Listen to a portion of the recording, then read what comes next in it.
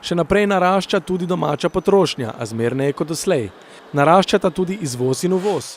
Izvoz se je okrepil za 12%, uvoz pa povečal za dobrih 10%. Ker je izvoz naraščal precej hitreje od uvoza, je bil zunanje trgovinski presežek rekorden. Znašal je kar 11,6% bruto domačega proizvoda, kar je največ, odkar naša država beleži te podatke. Zelo veseli pa bomo, ko se bo del te gospodarske rasti ali pa večji del prelevil tudi na področje plačil. Težko bi sicer rekli, da plačila mirujejo, v marsikaterem uspešnem podjetju se plače dvigajo, priča smo tudi v tem trenutku večjemu obsegu izplačil božičnic ali pa 13 plač. Sem pa prepričana, da bi v marsikaterem podjetju to lahko storili še dodatno. Tudi na področju javnega sektorja se je nekaj varčevalnih ukrepov že sprostilo, žal pa ostaja stalen problem njihov plačni sistem, ki pa kvari celotno sliko zelo. Na potezi je torej država, čeprav po besedah sindikalistke Jerkičeve zaradi bližajočih se volitev pretirane odzivnosti ne moremo pričakovati. Tisto, kar jaz bolj pričakujem, je bipartitni dialog, to se pravi dialog med delodajalci in sindikati na ravni dejavnosti in na ravni kolektivnih pogodb. Tam noter je prostor za usklajevanja plač, za dviganje najnižjih osnovnih plač, ki so še vedno precej nizka, in pa za nov plačni model, ki ga na nek način težko rojevamo vsi skupaj. Samo če zdaj ni prilika, potem te prilike ne bo nikoli. Eden ukrepov, ki jih bo država še sprejela, pa je gotovo sprememba minimalne plače, letno usklajevanje v mesecu januarju 2018, to, kar je že napovedano. Še naprej narašča tudi domača potrošnja, a zmerneje kot doslej. Posledice lahko verjetno iščemo pri še vedno prenizkih plačah, ki ne rastejo sorazmerno z gospodarsko rastjo.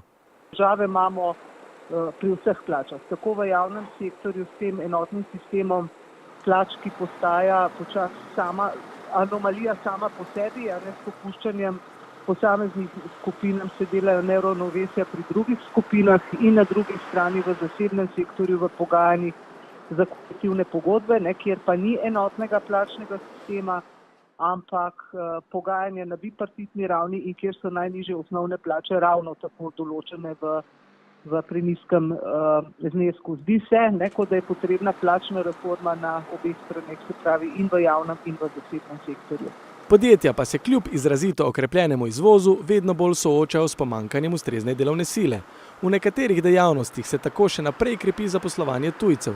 Ustrezna politika države bi lahko spremenila marsikaj.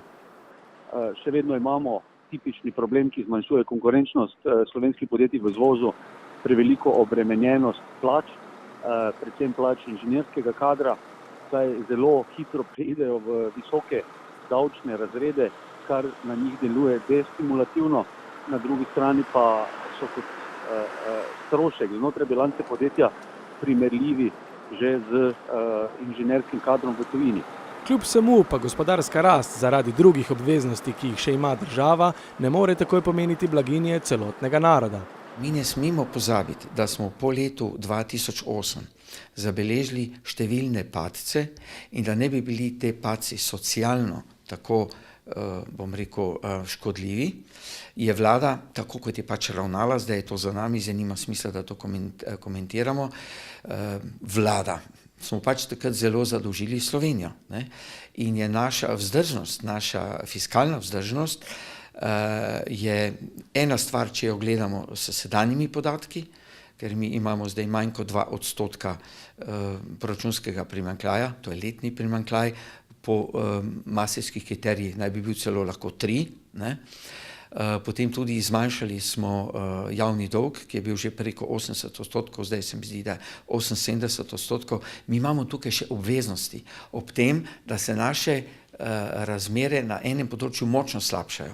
To pa je ravno na področju demografije, ko radi rečemo, se pravi, vse več nas je starejših, vi še niste tam, jaz sem seveda temu bliže, da bom seveda prejemal iz pokojninske blagajne, ampak pokojninska blagajna sama ne zbere dovolj, ker imamo še zmeraj Bismarckov dokladni sistem, kar je bila pač napaka že daleč nazaj vseh vlad, ki niso uspele približati kakšnemu sistemu, kjer bi stimulirali ljudje, recimo, da bi več vlagali v tretji steber, ker tam ni bilo politične moči, da bi dali tam davčno oprostitev od tistega. Ne? In potem ljudje prihajamo več ali manj vsi na državno grbo, če tako rečem, in pokojninska blagajna nima dovolj denarja in zaradi tega je to treba dati iz proračuna in to obsega zdaj že skoraj 10% proračuna, kar je veliko. Zdaj pa, če damo zraven še druge socialne stvari in pa potrebe zdravstva, pridemo že na 1/4 proračuna.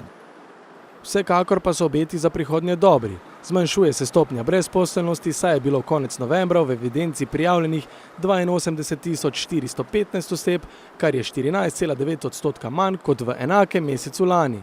Največ oseb se je v tem četrtletju zaposlilo v predelovalnih dejavnostih, v drugih raznovrstnih poslovnih dejavnostih ter v dejavnostih promet in trgovina.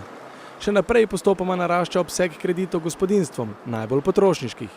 Od sredine leta se krepi tudi obseg kreditov podjetjem. Povečali sta se obe komponenti domačega trošenja, tako končno trošenje kot tudi bruto investicije.